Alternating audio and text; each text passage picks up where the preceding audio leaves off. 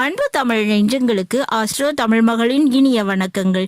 இன்றைய பதிவுல மண் கூட மனம் மாறலாம், பொன் கூட நிறம் மாறலாம், ஆனால் வாழ்விலும் தாழ்விலும் குணம் மாறாத மகர ராசியில பிறந்த நண்பர்களே, உங்களை பொறுத்தவரை கிரகங்கள் தான் நமது விதியை நிர்ணயித்தாலும் அந்த கிரகங்கள் தரப்போகின்ற பலன்களை நமக்கு முன்கூட்டியே உணர்த்துவது, சொல்லுவது, காட்டுவது, அறிவிப்பது அப்படின்னு பார்த்தா அது இந்த பஞ்சபூதங்கள் தாங்க.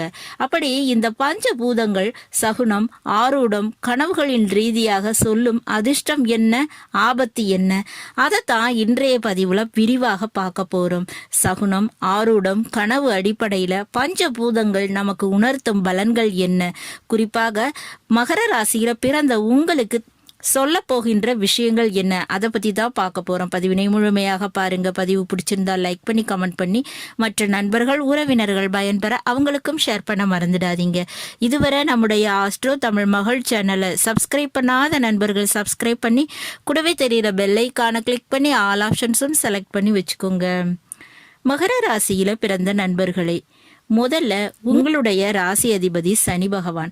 உங்க ராசி மண்ணினை அடிப்படையாக கொண்ட மண் ராசிங்க. முதல்ல இந்த பஞ்சபூதங்கள் எல்லாமே நமக்கு வாழ்விட இன்றியமையாத விஷயங்கள் தான். அப்படின்னாலும் நீர் நமது உடலில் ஒன்றாக இருக்கக்கூடியது, உணவாக உயிராக இருக்கக்கூடியது இந்த நீர் தாங்க.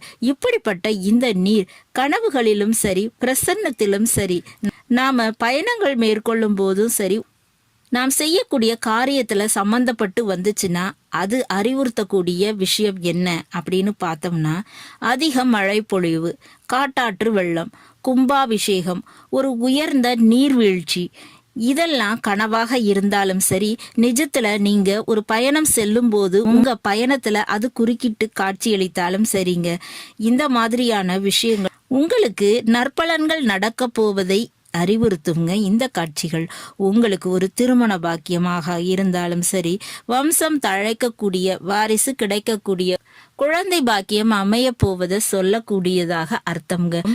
திருமண யோகம் கிடைக்கும், ஒரு குடும்பம்ங்கிறது அமைய போகுதுங்க.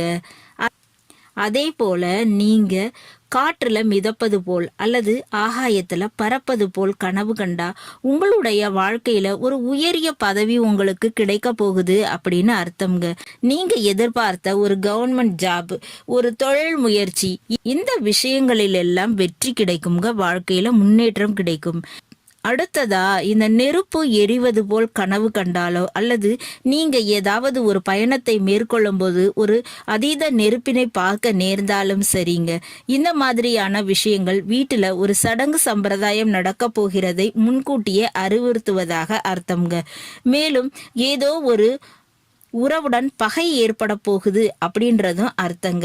அதுவே அதிக ஒலி எழுப்புவது போலவும் வெடிச்சத்தம் கேட்பது போலவும் கனவு வந்தாலும் சரி, அல்லது அதிக மேகங்கள் மிதப்பது போல இருந்தாலும் சரி, பிரளய ஒளியை பார்த்தாலும் சரி, அதனால உங்களுக்கு படிப்பு விஷயத்துல மாற்றம் உண்டுன்னு அர்த்தம்ங்க. நல்லது தாங்க, நல்ல விஷயம் நடக்கும்னு அர்த்தம்ங்க. புதியதாக எதையோ கத்துக்க போறீங்க அப்படின்னு அர்த்தம்.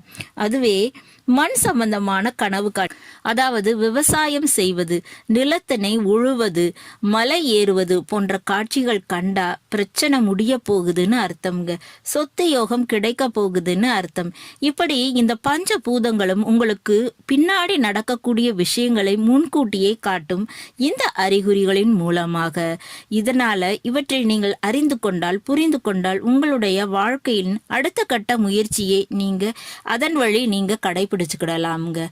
நல்லது நண்பர்களே, இந்த பதிவுல நாம மகர ராசியில பிறந்த நண்பர்களுக்கு பஞ்சபூதங்கள், சகுனம், ஆரூடம், கனவு ரீதியாக உணர்த்தக்கூடிய பலன்கள் குறித்து பார்த்தோம். பதிவு உங்களுக்கு பிடிச்சிருக்கும் நினைக்கிறேன். பிடிச்சிருந்தா லைக் பண்ணி கமெண்ட் பண்ணி மற்ற நண்பர்கள் உறவினர்கள் பயன்பெற அவங்களுக்கும் ஷேர் பண்ண மறந்துடாதீங்க. இதுவரை நம்முடைய ஆஸ்ட்ரோ தமிழ் மகள் சேனலை சப்ஸ்கிரைப் பண்ணாத நண்பர்கள் சப்ஸ்கிரைப் பண்ணி கூடவே தெரியுற பெல் ஐகானை கிளிக் பண்ணி ஆல் ஆப்ஷன்ஸும் செலக்ட் பண்ணி வச்சுக்கோங்க.